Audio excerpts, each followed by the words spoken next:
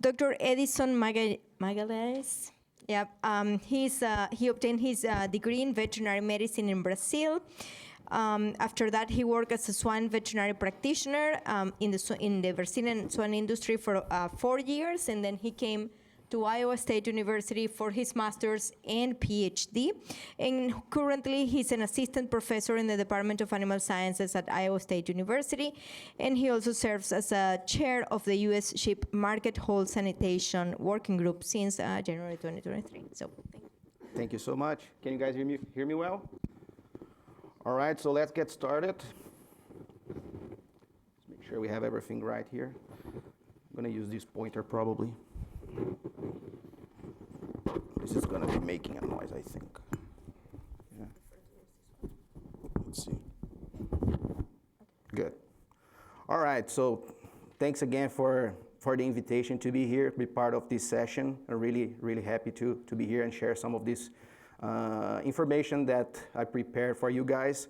So as Dr. Maria Peters mentioned, I'm part of the U.S. Sheep Market Whole Sanitation Working Group, also working at Iowa State University at the Department of Animal Science. But this is a work that I have been conducting since 2022 from an invitation from Dr. Main, and so to be chair of the Market Whole Sanitation Working Group specifically within U.S. Sheep. So what I'm going to bring to you guys on how is the life at the bottom of the biosecurity pyramid. So I'm going to bring this chart first because I think we know that previous years have been tough, and one of the things that I heard, the most common thing that I heard from the people that I was out there visiting and talking about specifically market whole sanitation is that when the market is bad, the first thing you're going to cut costs is on market sanitation specifically. You're not going to do that specifically in sanitation of vehicles. You're not going to do that for salt trailers. So that would be the first one. And recently we have been improving a little bit, but the previous years shown that. So I'm going to bring forward one result, one experience of a system that actually did something different during tough times in terms of not having a good margin of cost here. So this is a survey that was conducted from 65 U.S. swine veterinarians. This was presented at SHIP, and I wanted to start with that because basically what we have here on green is the number of the top graded cuts, let's say the first cut in market pigs, and the red ones are the last cuts, so the top out cuts, and how often they are being washed. So we are seeing here that most of the green ones, so that the first cuts, they are being washed all the time, or most of the time, and about half of the time from this answer that we got. And that was similar to what we found as part of the U.S. Sheep work. So our low-hanging fruit here, let's say like that, will be on the red ones, which are the last or the mid cuts. We all know that, so just putting some numbers here so we can have an idea on how that, what's the perception here. And that was similar to the work done here by Dr. Harlan, and that was published. So basically, if we think about here on the growing pigs, the top grade most of the times being washed, but when we talk here about the growing pig run-out loads, so blue is all the time, and yellow is most of the time the trailers are being washed, or about half of the time, rarely, never, or don't know. So here's where we see an opportunity here on the growing pig side, specifically mid and late cuts, not being very washed oftenly. And when people mention about what are the most important things on why they are not being able to wash market trailers, so the number one reason based on this survey was a capable infrastructure for washing trailers. Second one is the operational cost. Human resources as a third one, and concern of trailers leaving the washing being as a higher risk before then that they enter. So that's kind of the reasons that we saw from this work. Like I mentioned, this is like a collecting information for educational purpose here within SHIP. And we wanted to get some information on what is the average cost based on the survey that we got from this work for market trailers. So we can see here that there's a lot of trailers that the response was about $150 to $200 to wash a market trailer, some on $100, $150, some that are cheaper. So there's a little variation here, but we would say that on the 150, that's what we are seeing the most common answer in this case. And when we think about market trailers, sanitation, the first thing you're going to think about, I think, in terms of disease is PD, right? So especially if you remember 2013, that time I had luck to be here in the States as part of doing an internship in a farm, and we saw that how important it was, the sanitation in this phase. So we think about today, let's say that we are about 5% prevalence in the US for sow herds based on the MSHIMP data, which will be here, the red ones, that will be the active sow farms. So we have PD circulating based on this data. If we combine that with the SDRS data, which is basically a data not on prevalence, but on detection rate, PCR detection for PD, we see this trend over time, the seasonality trend here over time in terms of the positivity rate. So we can see here that there's a trend on the summer to being lower, the detection is lower, and that increase as it starts to get colder. And that's a seasonal trend that we are seeing all the time. And currently today, we are a little bit below of the average expected value for this time of the year, so it will be the blue line. So given that, I wanted to bring this study here, actually was conducted by Dr. May a couple years ago, where he basically did some survey, surveillance in some of the packing plant and also some finishing barns. So samples 961 finishing barns and 329 holding pens at slaughter facilities, oral fluids there, and let's see what's the prevalence based on this data. And that was done in July, August, so if we think about here, I'll be a little bit on the, let's say on the lower percentage based on the national data here of the SDRS. And testing for focusing on PD. So these are the results, but mostly what I want you guys to focus is that from the barns that he sampled, that they collected the oral fluids, 28% of the samples came out positive. So that would be let's say the prevalence, the PD prevalence in that farm, in that random sampling of those barns. 28% of those barns were positive for PD, so market pigs, age barns. And from the 329 samples from the packing plant, 14% came positive. So thinking about when those samples were collected and the time of the year, I would expect a higher result from this in the winter time. So we are seeing active circulation within our system, our regions, our states. This information from Dr. Magalhaes that he presented, I think last year, but I wanted to just summarize. So what's the impact of PD if we think about PD? A 5,000 head sow farm overall will be around $500,000 of losses for PD. Chronic activity in the nursery about 25,000, 40,000 for feeder pigs. So that will be on his estimations were about $3 per pig of losses for affected market pigs. That's the number that he put, which is similar to another study that we're going to show to you guys here. But basically, on that, he said if we have a 5% prevalence in the US, so about 6 million sows, let's say like that, 5% of that, if we think about the 500,000, that would be, I don't know, probably 60 sow farms times the $500,000 per sow farm. That would be around the $27 to $30 million per losses only on the sow farm. And when we think about this number here, the $3 per pig and our market pigs, that would add another 27 million here. This is an information from Dr. Ethan Spronk, basically focusing on what's the cost of washing. So it's aligned with the PD story that we just saw. And he saw that it was about $125 and $175 per trailer. So let's say that we have a producer that is marketing 100,000 pigs per year. If they, for example, don't wash half of those trailers, so 100,000 pigs divided by, let's say, 160 pigs per trailer, that will be around, half of those animals will be around 312 trailers. And if you don't wash that, let's say multiplied by $160 per trailer, you would be saving around $50,000 if you don't wash half of those trailers. But when we talk about $4.4 per head of losses due to PD in market pigs, let's say if only 10% of these 100,000 pigs, they break with PD and you multiply that by the 4x4, you're basically, the investment here, the money that you're trying to save on not washing trailers, you are even with the losses. So everything that is above the 10%, and I would expect that will be above, then you are actually getting more money by doing that investment if you wash the trailers. So that's the message that I wanted to bring.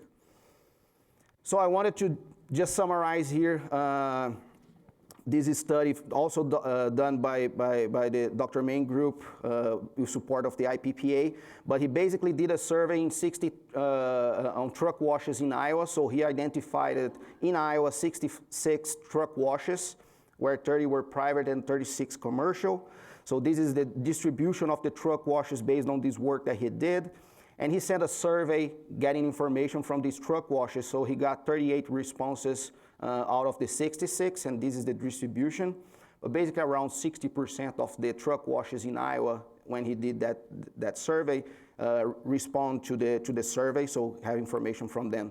So let's say that the information that he found that in Iowa, those 38 truck washes, they had 76 bays. And let's assume that those 38 truck washes, they represent 60% of the capacity in Iowa. And thinking about that in Iowa, for example, would be around 40 million pigs being marketed per year. That would be around 4.8 trailers per week out there. And let's say that the 76 is 6%, so 100% it will be 128 bays in Iowa today. 128 bays in Iowa today will be able to wash 3.1 market trailers per week. 1,000 market trailers per week. So there is a gap here from 3.1 to 4.8 of around 1.6 here that we need in capacity to wash trailers per week in Iowa. And that will be around 50 washes per week here. That will be around 33 bays that would be needed.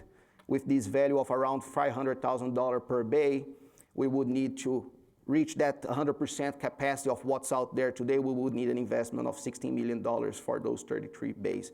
So like you mentioned, like a guerrilla math here based on information that we have from the industry, but just to understand where we are. So there's a, let's say, opportunity here. And some of the responses that he got on this, so most of the responses, the truck washers, they would even have 1 or 2 or 3 bays.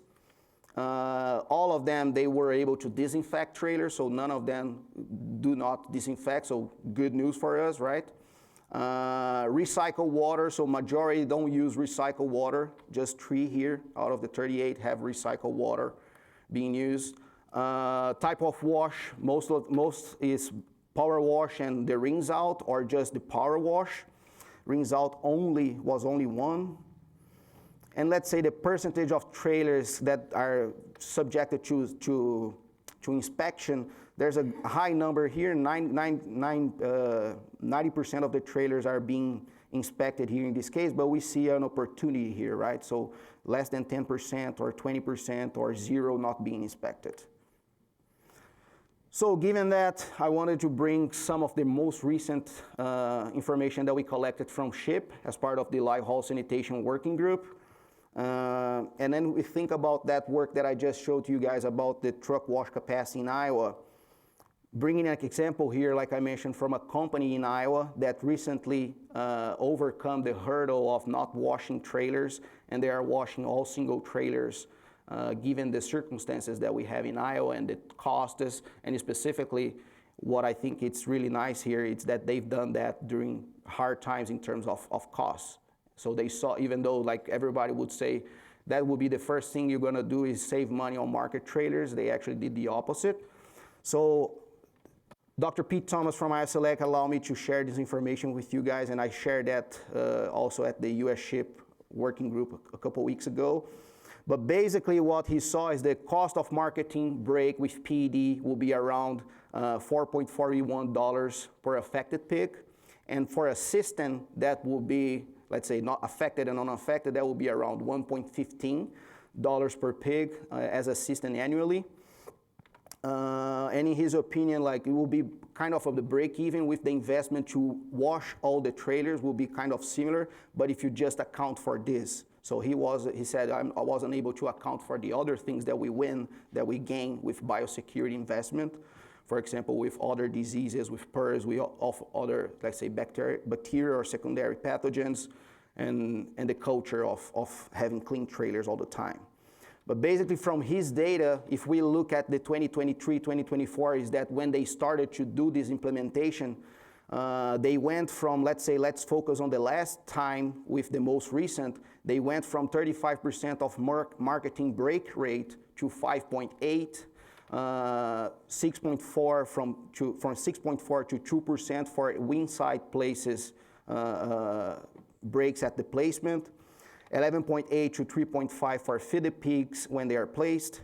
So there's a huge, let's say, advantage in their case of implementing this strategy. And of course, they did not only wash market trailers, but investments in biosecurity and everything, but specifically for this marketing break rate, what he mentioned is that was the key fundamental part to do that. And from his data, the blue one is the period of 2022-2023, and the orange one is the most recent one. And here's the number of breaks over time since they started here, compared to the previous time to the actual one. So 11% reduction in their data, in their reality, by doing this strategy of washing all market trailers when they leave the packing plant. Another work that we've done as part of this working group is update information about truck washes in the US. So this survey we conducted last year actually had support from SHIC to do that across all the states, and the focus was on public truck washes. And basically, if you go to Google and you type IPIC truck wash, if you do that, you can do it now if you want, but if you do that, it's going to pop up this first website, and you click, and on these two, it's basically have all truck washes that responded to this survey, public truck washes. And it's a really nice tool that because you can click on the truck wash that you want to see, and you're going to get information of if they disinfect or not, the cost, number of trailers being washed per week, if they do have TAD or not. So a really complete survey. And one of the things that I've done as part of this of the ship was to go out there and visit truck washes, companies that are actually washing all market trailers as part of their routine. So I visited 6 truck washes during the spring of last year. I'm going to bring some of the results for you guys of what they are doing and how they are going to part of their routine to wash. So this is the average number of washes that they are doing. So we have here the response from them. Some of them they do a lot of truck washes per week, per day, sorry. But let's say them from 40, 30, 32, 75, 35, and this one is a big one, doing 110 per day. Average time to wash the trailer. So if we think about those guys here that will do more trailers, they have less time to wash, so around 35 minutes per wash. And these two here, they have higher time because they were also using the TAD, so using heating on this one, and the other ones here, they were not. It was just what we call a rinse out or the volume hose wash and disinfect. The amount of water, so that's where we have some of variation here, depending on the amount of trailers being washed per day. Gallons of water used per trailer, so change from 393 to up to 1,000, so really depends. Number of bays, so they would vary from 6 bays to 4 bays. Some of them they had 2 bays only. This is just showing one of the companies the system to heat the trailers, right? So what they do here is they heat until the market trailer reaches 160 Fahrenheit, and they keep that for 10 minutes. And here's the solid separator that they have at the truck wash. So the water that comes from the washing the trailers goes into this place here and separates solids from liquid, so you can deal with the solids. This is another truck wash that we visit, and really nice, the system that they have to collect, for example here, the solids just from the bottom of the trailer. That will be a grate, and this chain will be like running and collecting the solids, so really simple, and because that's a hurdle that we saw a lot of people complaining about how to do it. So there's simple ways to do it and very effective. And here's an area that they have for when the driver will pick up a new trailer, so everything is clean. So really focusing here on biosecurity. I think it's a really good example, because here we're talking about market pigs and we are investing in biosecurity, right? This is an area for pre-wash area. So you park the trailer and you rinse out, so you have it's easier to wash when you pull the trailer actually inside the bay, the wash bay. And here's when the trailer is inside the wash bay, so after being that period of around 10 to 15 minutes on that pre-soak area. And one thing that it's interesting is thinking about generator, having a generator in a truck wash. It's important if you think about sometime that may happen. We don't have an issue with electricity, so they would have that, even that, to keep it running all the time.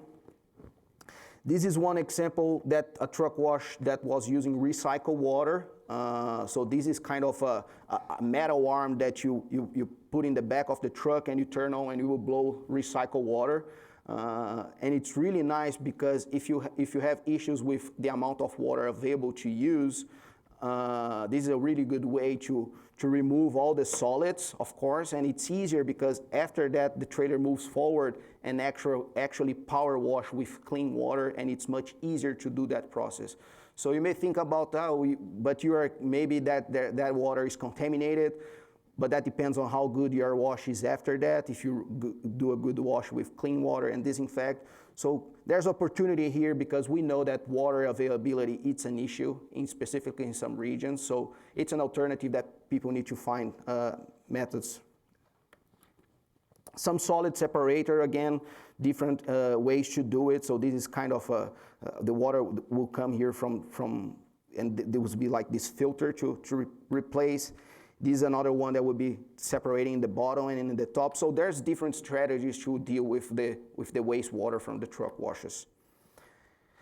And at the end here, I just want to highlight we did some visit to the Danish truck washes, what they're doing. I'm not going to details here, but one of the very interesting things related specifically to market trailers. So when they have, this is the infrastructure they will have in their farms, in their growing sites, where we'll have like this place where you park the trailer, but they would have an internal trailer to receive the actually market trailer coming from going to the packing plant, where you don't go directly into the farm. So they do this kind of a second stage load here to avoid that direct contact in both ways.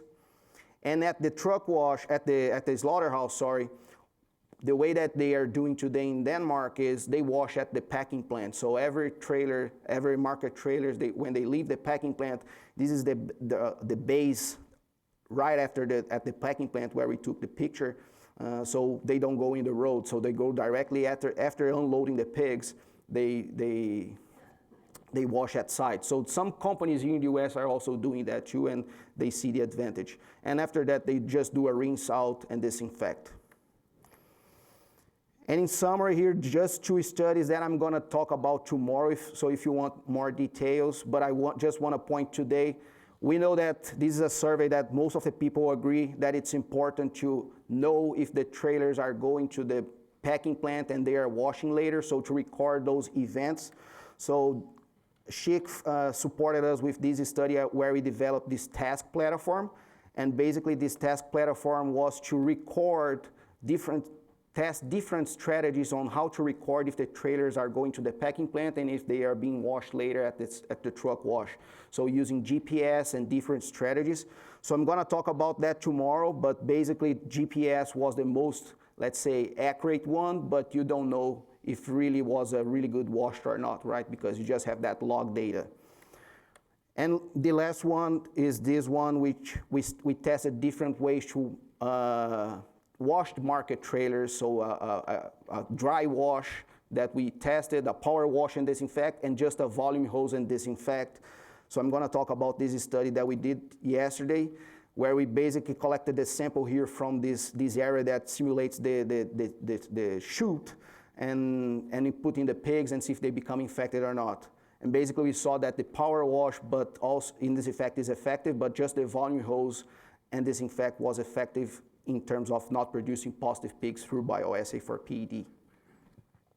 So that's my conclusions. I think there's a good return of investments for PED breaks if we do investments in market wall sanitation, not only for the direct impact that I mentioned, but also considering other pathogens and also FAD preparedness. I think I'll take any questions for now. Thank you.